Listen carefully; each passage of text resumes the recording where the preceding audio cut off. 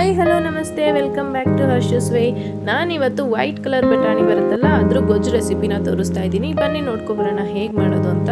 First ಇಲ್ಲಿ ನಾನು ಬಟಾಣಿನ ಒಂದು 6 ರಿಂದ 8 ಗಂಟೆಗಳ ಕಾಲ ನೆನೆಸಿ ಅದಕ್ಕೆ ಸ್ವಲ್ಪ ನೀರು ಮತ್ತು 2 ಆಲೂಗೆಡ್ಡೆನ ಸೇರಿಸಿ ಬೇಯಿಸ್ಕೊಂಡು ಇಟ್ಕೊಂಡಿದ್ದೀನಿ. ಅದಾದ ನಂತರ ಪ್ಯಾನ್ನ ಕಾಯಕ್ಕೆ ಇಟ್ಕೊಂಡು ಪ್ಯಾನ್ ಕಾದ ನಂತರ ಅದಕ್ಕೆ ಸ್ವಲ್ಪ ಎಣ್ಣೆ ಹಾಕ್ಕೊಂಡು ಎಣ್ಣೆಗೆ ಈರುಳ್ಳಿ ಹಾಕ್ಕೊಂಡು ಫ್ರೈ ಮಾಡ್ಕೊತಾ ಇದ್ದೀನಿ.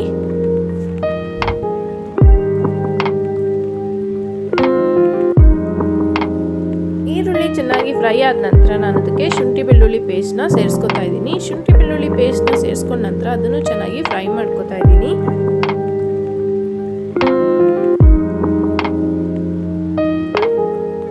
ಶುಂಠಿ ಬೆಳ್ಳುಳ್ಳಿ ಪೇಸ್ಟ್ನ ಹಾಕೊಂಡು ಚೆನ್ನಾಗಿ ಫ್ರೈ ಮಾಡ್ಕೊಂಡ ನಂತರ ನಾನು ಇದಕ್ಕೆ ಒಂದು ಟೊಮೆಟೊನ ಸೇರಿಸ್ಕೊತಾ ಇದ್ದೀನಿ, ಸಣ್ಣದಾಗಿ ಕಟ್ ಮಾಡಿ. ಆನಂತರ ಅದಕ್ಕೆ ಸ್ವಲ್ಪ ಉಪ್ಪನ್ನ ಸೇರಿಸ್ಕೊಂಡು ಚೆನ್ನಾಗಿ ಫ್ರೈ ಮಾಡ್ಕೊತಾ ಇದ್ದೀನಿ. ಟೊಮೆಟೊ ಸಾಫ್ಟ್ ಆಗೋ ತನಕ ಫ್ರೈ ಮಾಡ್ಕೋಬೇಕು.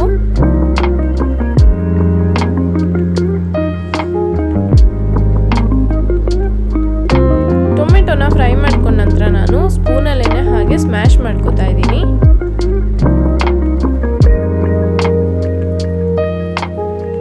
ಇದನ್ನ ಚೆನ್ನಾಗಿ ಸ್ಮ್ಯಾಶ್ ಮಾಡ್ಕೊಂಡ ನಂತರ ನಾನು ಇದಕ್ಕೆ ಮಸಾಲೆ ಪುಡಿಗಳನ್ನ ಸೇರಿಸ್ಕೊತಾ ಇದ್ದೀನಿ. ಸ್ವಲ್ಪ ಅರಿಶಿನದ ಪುಡಿ, ಸ್ವಲ್ಪ ಧನಿಯಾ ಪುಡಿ, ಸ್ವಲ್ಪ ಜೀರಿಗೆ ಪುಡಿ, ಸ್ವಲ್ಪ ಗರಂ ಮಸಾಲೆ ಪುಡಿ, ಹಾಗೆ ಸ್ವಲ್ಪ ಅಚ್ಕಾರದ ಪುಡಿ ಸೇರಿಸ್ಕೊಂಡು ಚೆನ್ನಾಗಿ ಫ್ರೈ ಮಾಡ್ಕೊತಾ ಇದ್ದೀನಿ. ಇದಕ್ಕೆ ಸ್ವಲ್ಪ ನೀರನ್ನ ಆ್ಯಡ್ ಮಾಡ್ಕೊತಾ ಇದ್ದೀನಿ, ಇಲ್ಲಾಂದರೆ ಇದು ಸೀದೋಗುತ್ತೆ ಅಂತ ಹೇಳಿ.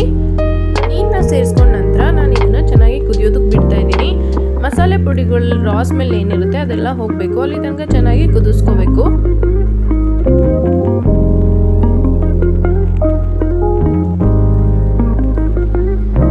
ಇವಾಗ ನೀವು ನೋಡ್ತಿರ್ಬೋದು ಇದು ಚೆನ್ನಾಗಿ ಕುದಿದೆ. ಇವಾಗ ನಾನು ಇದಕ್ಕೆ ಆಗಲೇ ಬೇಯಿಸಿಟ್ಕೊಂಡಿರೋ ಬಟಾಣಿ ಏನಿತ್ತು ಅದನ್ನ ಸೇರಿಸ್ಕೊತಾ ಇದ್ದೀನಿ. ಅದನ್ನ ಸೇರಿಸ್ಕೊಂಡ ನಂತರ ಆಲೂಗೆಡ್ಡೆ ಏನು ಬೇಯಿಸಿಟ್ಕೊಂಡಿದ್ವಿ ಅದನ್ನ ಸಿಪ್ಪೆ ತೆಗೆದು ಸ್ಮ್ಯಾಶ್ ಮಾಡಿ ಹಾಕೋತಾ ಇದ್ದೀನಿ.